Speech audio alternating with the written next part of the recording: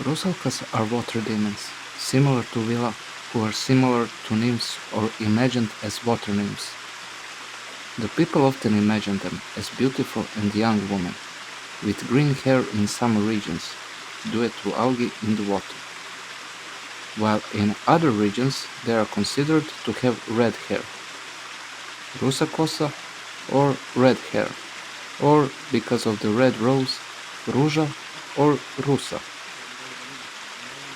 It is imagined that they live in water areas, next to rivers, and that they mostly drown women and children, but they also draw men into their dance, which exhausts them, and then they drown them.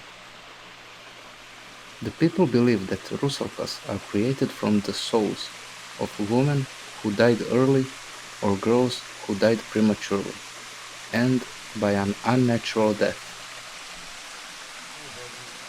It is believed that Rusalkas come out once a year, and that they appear all week after the Christian Serbian holiday of Dupoli. They come out of the water, run in the fields. They would climb the branches of the trees, and there they would comb their hair, wave wreaths of flowers, and call each other, giggle, and dance and sing at night, in the moonlight. They considered the moon to be their sun, and in the places where they danced, in the circle, the grass would grow more vigorously, and they would prepare for their weddings. The people also had means against Rusalkas during Rusalkas week, with various customs and prohibitions for each day of the week, but mostly they used magical objects against demons, namely garlic, wormwood, and iron, or iron objects such as swords or scythes.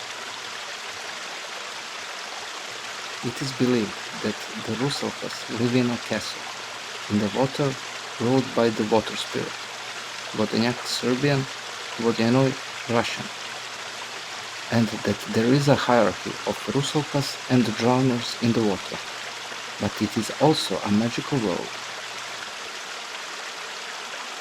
In the village of Duboka, it happened that during the Rusalkas week, women would fall into a trance and be attacked by an invisible force of Besuri, or evil spirits, and that they had the strength of 4 men. To get rid of the Rusalkas, people would cross their swords over these women, holding wormwood, garlic, and camellia. Those women would be called Rusai, or Padalice, the women that fall. And those women claim to have spoken with departed souls. In the village of Duboka, there is no more Padalice, but there is still a memory of those times, that people still have a rich tradition of dancing, rejoicing, and traditional folklore that takes place every year. It is interesting that in the center of the village there is a beautiful mural that outlines the Rusalkas and the women that fall into a trance and their importance in these areas.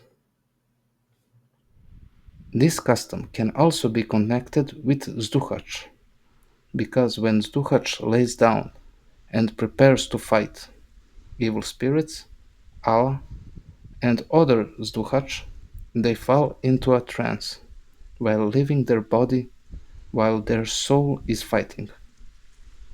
People to protect Zduhac wave with their swords or knife, because the demons are afraid of wrought iron, and so that they would not harm the body of the Zduhac, which is helpless. But there is also a legend from Duboka about 2 queens who are probably from Vilas or Nymph's world, who fell in love with a mortal near the Duboka cave Gaura Mare, and that because of him they started a war of extermination. Those queens were called Planinka and Zlatinka.